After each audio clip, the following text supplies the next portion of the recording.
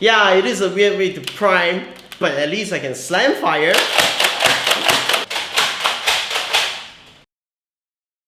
Hey, what's the use of slam firing if you only have 10 darts? Well, if I run out of elite darts, I still got mega darts. Hey, you're going to break it if you sound that hard. Well, let me show you something that I can slam without worrying about breaking it.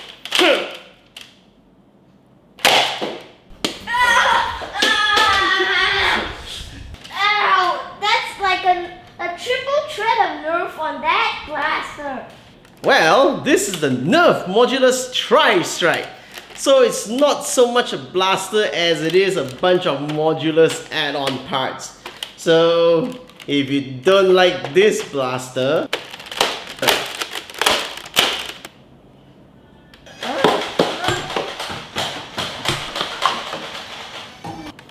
so that was the NERF Tri Strike. So it's a 3-in-1 blaster. Basically you can use elite mega darts and mega missiles in one blaster. Performance of the blaster is normal. Performance of the mega dart blaster is, it's a smart AR, but it's operated as by your strength, so it could potentially shoot further the harder you actually slam it.